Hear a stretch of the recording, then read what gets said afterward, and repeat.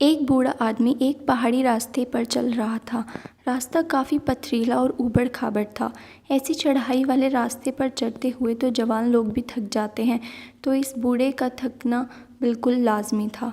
आदमी धीरे-धीरे चलने लगा और आस-पास आराम करने के लिए जगह तलाश करने लगा।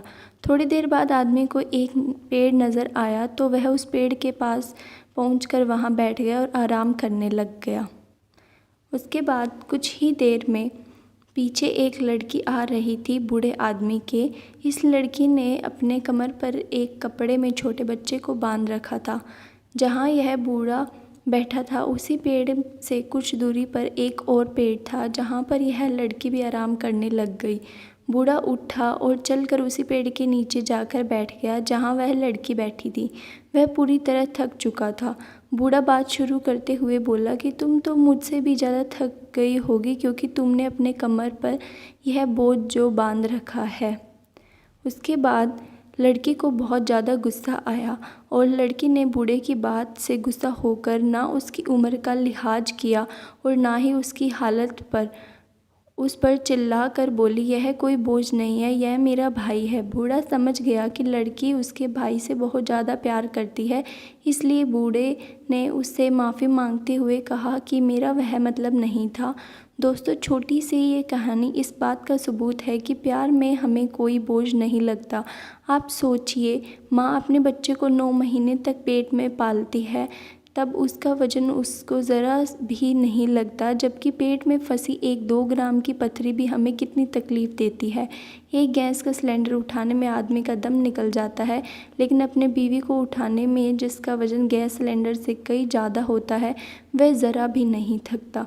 तो दोस्तों, ये कहानी आपको कैसी लगी ज़रूर बताएं।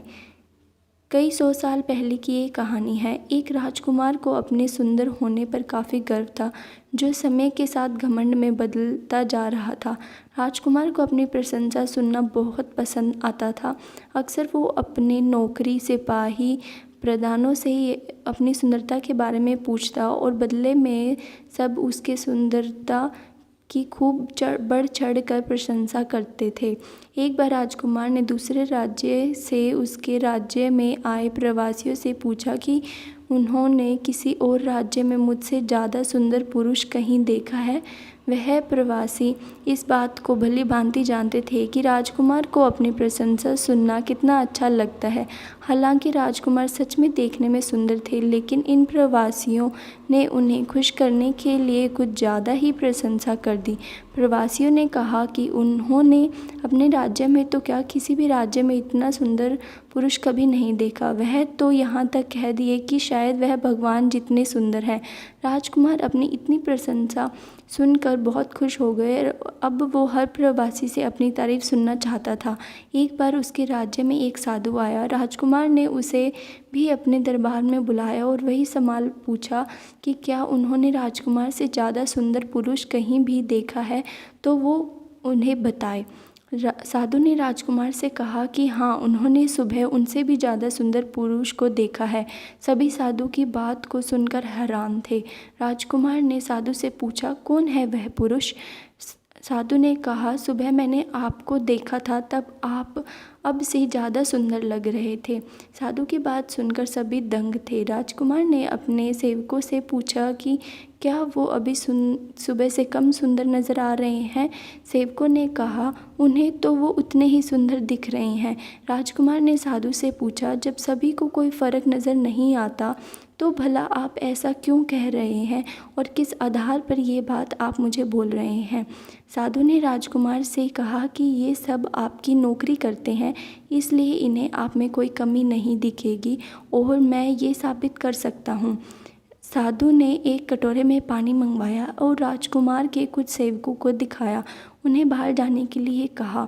फिर साधु ने पानी के कटोरे में से एक चम्मच पानी निकाला और फेंक दिया। उन सेवकों को वापस अंदर बुलाया गया और साधु ने उनसे पूछा कि क्या उन्हें इस कटोरे में कोई कमी नज़र आ रही है? सभी सेवकों ने ठीक से निरीक्षण किया और बोले कि उन्हें इस कटोरे में कोई कमी नज़र नहीं आ रही।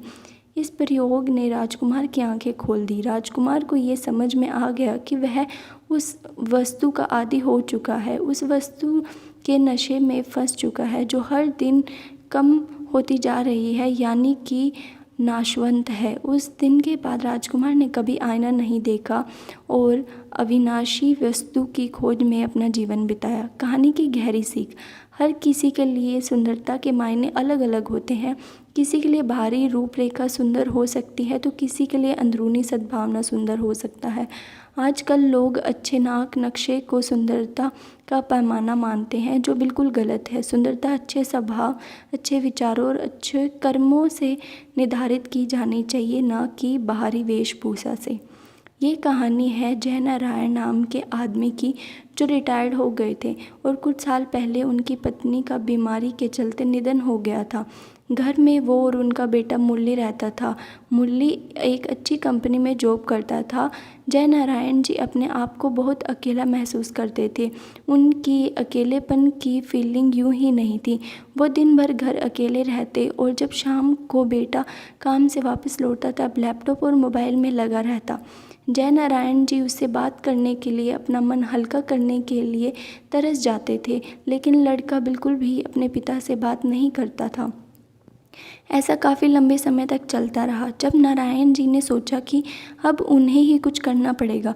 उनके पास एक सिंपल कीपैड वाला फ़ोन था, इसलिए उन्होंने अब एक नया एंड्रॉयड फ़ोन ले लिया। इस फ़ोन में उन्होंने अब सोशल मीडिया का यूज़ कैसे करना है यह सीखना शुरू कर दिया। शाम को जब उनका बेटा काम से घर आया तो उन्होंने उससे कहा, बेटा मुझे ज़रा सोशल मीडिया कैसे इस्तेमाल करते हैं ये सिखा दो। मुरली उस रोज़ थोड़ा चिढ़ा हुआ नज़र आ रहा था।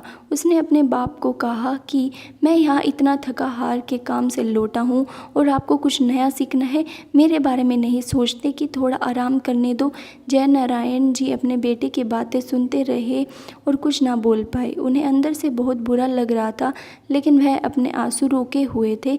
जैसे तैसे करके उन्होंने अपने आंसू रोके और अपनी भावनाओं को अंदर ही दबा लिया। ना कुछ अपने बेटे को बोल पाए और ना ही उसे कुछ बोला।